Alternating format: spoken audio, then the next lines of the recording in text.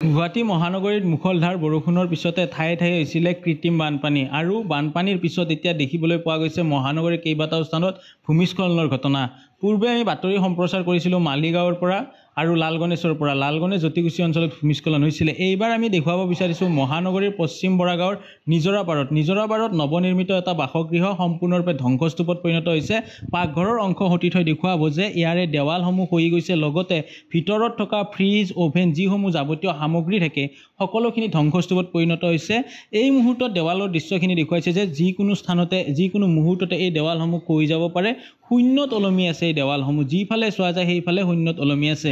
আৰু এইখন দেৱাল মোৰ সতি থৈ দেখুৱাইছে যে তাত কেইবাটাও বৃহৎ ফাট মেলিছে, যিকোনো মুহূৰ্ততে খহি যাব পাৰে। এইটো হৈছে পশ্চিম বৰাগাঁৱৰ নিজৰাপাৰৰ যিগৰাকী স্বত্বাধিকাৰী হৃদয় নন্দ কলিতা, তেখেতৰ বাসগৃহ।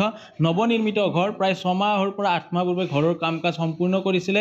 ভালদৰে থাকিবই নাপালে, এসাঁজ খাব নাপালে। তাৰ পূৰ্বে এনেদৰে এতিয়া প্ৰকৃতিৰ যি ধৰণৰ লীলা চলিছে, তাণ্ডৱ লীলাত এক প্ৰকাৰ হাৰি গ'ল, বা ভিতৰ ভাগৰ যিফালে চোৱা যায় শ্লোপিং বা যি ধৰণৰ সামগ্ৰী থাকে সম্পূৰ্ণৰূপে ইয়াৰে ফ্ল'ৰ খহি গৈছে, বালিসমূহ উলিয়াই গৈছে। তেওঁৰ পৰা জানিবলৈ চেষ্টা কৰিম, দাদা কি হৈছে? 19 তাৰিখে যি বৰষুণ আহিলে, সেই বৰষুণৰ ফলত মোৰ কৃত্ৰিম বানৰ ফলত মোৰ এই পৰিণতি হ'ল। প্ৰপাৰ ড্ৰেইনেজ ছিষ্টেম নথকাৰ কাৰণে আজি আমাৰ এনেকুৱা ভুক্তভোগী হ'ল।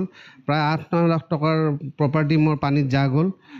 চৰকাৰৰ ওচৰত এই অনুৰোধ যে ৰাস্তা ঘাটখিনি গোটেইখিনি আৰু প্ৰপাৰ ড্ৰেইনেজ ব্যৱস্থাটো কৰি দিলে ৰাইজৰ কাৰণে সুবিধা হয়। কি গৈছে আপোনাৰ?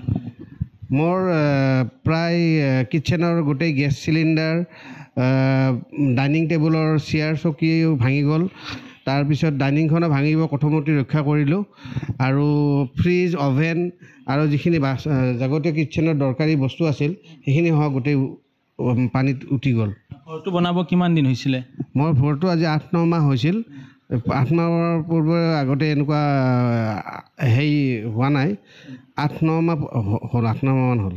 8-9 মাহ পূৰ্বে তেখেতে ঘৰটো নিৰ্মাণ কৰিছিলে, আৰু নিৰ্মাণৰ অন্তত তেওঁ ভালদৰে ইয়াতে আহাৰসমূহ বনাই খোৱাৰ বাবে কিটচেনটো সুপৰিকল্পিতভাৱে নিৰ্মাণ কৰিছিলে। কিন্তু এতিয়া সম্পূৰ্ণৰূপে জহি খহি গৈছে। ভিতৰ ভাগৰ দৃশ্য দেখুৱাব, তলাংশৰ দৃশ্য দেখুৱাবলৈ গৈছোঁ যে যিকোনো মুহূৰ্তত শূন্যত ওলমি থকা এইখন দেৱাল যিকোনো মুহূৰ্তত এইটো খহি যাব পাৰে, আৰু এক প্ৰকাৰ অনাকাংক্ষিত বিপদৰ দিশে। আৰু পৰিয়ালৰ অন্যান্য লোক আছে। খুৰী কি হৈছিলে? 19 তাৰিখে হোৱা প্ৰবল বৰষুণৰ ফলত মোৰ ৰাতি 12টাৰ পৰা বৰষুণ হোৱাত মই বহি আছিলোঁ। তাৰপিছত 1টা বজাত মোৰ ঘৰত পানীৰ ঢল সোমাই গ'ল। তেতিয়া মই নিৰুপায় হৈ গ'লোঁ। মোৰ সৰু নাতিনী ছোৱালী এজনী আছিল, তাই চিঞৰি চিঞৰি কান্দিব ধৰিলে পানীৰ ঢল দেখি।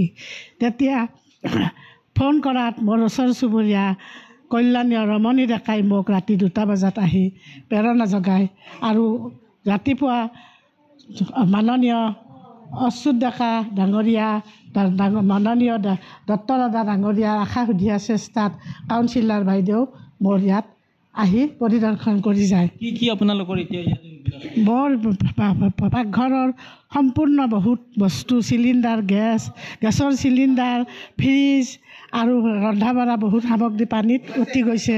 মোৰ পিন্ধা কানি কাপোৰ, চেণ্ডেলো উটি গৈছে। ভাঙি যোৱাৰ চান্স আছে আপোনাৰ? মোৰ এই ঘৰটো ভাঙি যোৱা আৰু চান্স আছে। যিখিনি সামগ্ৰী আছে আৰু বৰষুণ হ'লে ভাঙি যোৱা চান্স আছে, যিহেতু তলৰ মাটি বৰষুণে খান্দি থৈছে। এক প্ৰকাৰ গৰাখহনীয়া সদৃশ পৰিৱেশ। তলত যিসমূহ মাটি দিছিলে বা এই যেতিয়া প্ৰিণ্ট গাঁঠিছিলে, প্ৰিণ্টত মাটি দিছিলে, সেইসমূহ মাটি সম্পূৰ্ণৰূপে খহি গৈছে। যিকোনো মুহূৰ্ততে এই ঘৰটো এতিয়া খহি পৰাৰ সম্ভাৱনা দেখিবলৈ পোৱা গৈছে। সতীৰ্থই দৃশ্যাংশ দেখুৱাইছে যে দেৱালসমূহ ফাট মেলিছে, দেৱালখন শূন্যত ওলমি আছে। এক প্ৰকাৰ এতিয়া যি প্ৰকৃতিৰ তাণ্ডৱ লীলা চলিছে, মুখলধাৰ বৰষুণ আহিছে, মুখলধাৰ বৰষুণৰ পিছতে এনেধৰণৰ দৃশ্যসমূহ এতিয়া সুলভ হৈ পৰিছে। এক প্ৰকাৰ গুৱাহাটী মহানগৰীৰ ঠায়ে ঠায়ে এনেধৰণৰ ভূমিস্খলন হোৱা দেখিবলৈ পোৱা গৈছে। আমি বৰাগাঁৱৰ, পশ্চিম বৰাগাঁৱৰ নিজৰাপাৰৰ হৃদয় নন্দ কলিতাৰ বাসগৃহৰ পৰিৱেশ দেখুৱালোঁ যে তেখেতে একেবাৰে নতুনকৈ সাজিছিলে। এই যিখন আপোনালোকক দৰ্জা দেখুৱাইছোঁ, এই দৰ্জাখন চালে অনুমান কৰিব পাৰিব একেবাৰে নতুন, ৰং কৰা হোৱাই নাই। তাৰ মাজতে তেখেতসকলে এই ঘৰত প্ৰৱেশ কৰিছিলে। প্ৰৱেশ কৰাৰ পিছতে পাকঘৰৰ যাৱতীয় সামগ্ৰীখিনি ৰাখিছিলে, কিন্তু যেতিয়া এই ধৰণৰ কাল ৰূপ ল'লে তেতিয়া সেই খহি গ'ল, সামগ্ৰীখিনি উটি গ'ল। এতিয়াও কিন্তু যদি চোৱা যায় সাক্ষী হিচাপে ফ্ৰিজটো, ৰিফ্ৰিজাৰেটৰটো সতীৰ্থই পুনৰ দেখুৱাব, ৰিফ্ৰিজাৰেটৰটো সেই স্থানত আছে, অভেন ওলাই যোৱাৰ কথা উল্লেখ কৰিছে, কাঁহী বাতি ওলাই যোৱাৰ কথা উল্লেখ কৰিছে।